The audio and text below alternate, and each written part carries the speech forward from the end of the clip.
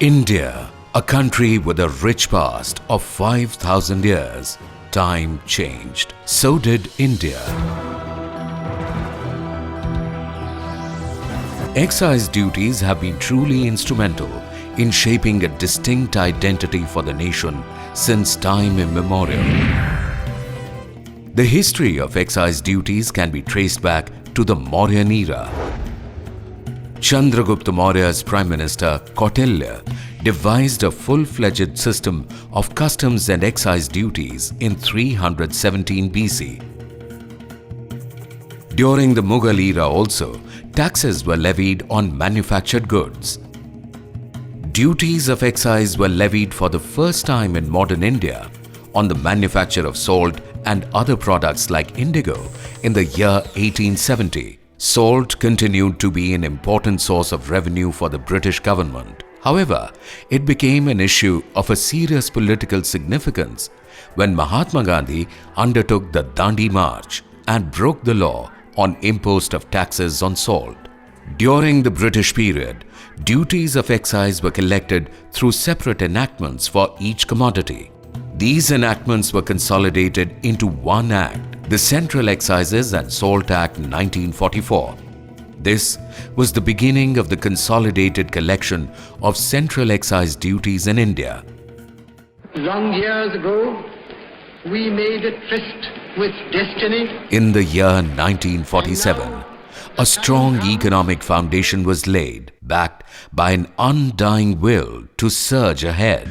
Central excise was instrumental in giving strength to the aspirations of an independent India. The total central excise revenue in India at the time of independence was merely 50 crore rupees. Phenomenal industrial growth resulted in a manifold rise in the collection of central excise duties from 68 crore rupees in 1950-1951 to 1,44,000 crore rupees in 2011-2012. Taxes collected by the Central Excise Department play an important role in the country's development.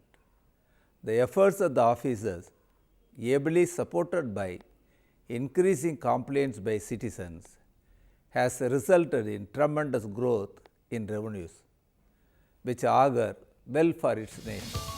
The tax collection process has also undergone changes over a period of time. Earlier, all the manufacturing units were covered under physical control, wherein an officer of Central Excise was posted in each factory. Clearance of goods was done after payment of duty and clearance by the Central Excise officer. Subsequently, self-removal procedure was introduced in 1969 by the second chairman of CBEC, Shri DP Anand. Under this procedure, the assessees were allowed to determine their duty liability on their own and clear the goods on the basis of gate pass pre-authenticated by a Central Excise officer. In order to reduce the cascading effect of taxation, MODVAT was introduced in the year 1986 by the then chairman of CBEC, Shri J. Datta. Dr. Manmohan Singh, the then finance minister, brought about revolutionary changes in the year 1994 by levying service tax for the first time and introducing invoice system, abolishing the gate pass.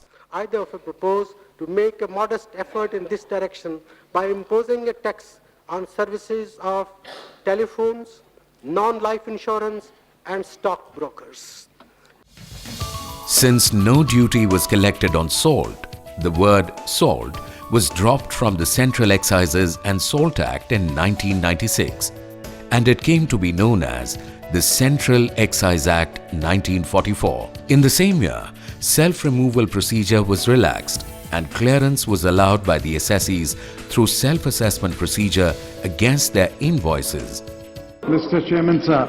In the year 2006, Honorable Finance Minister Shri P. Chidambaram introduced an innovative concept of large taxpayer units, LTU, to provide a single window clearance and assistance to large taxpayers on central excise, service tax and income tax.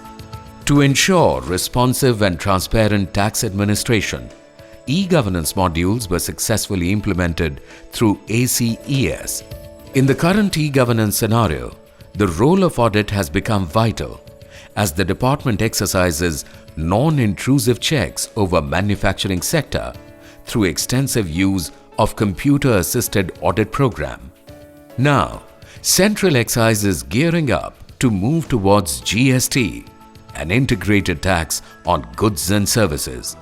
In the post-liberalization period, the relationship between the assessee and the department has changed the officer's role from an enforcer of law to that of a facilitator. The Central Excise Department is committed to the well-being of every Indian. The Central Excise team is surging ahead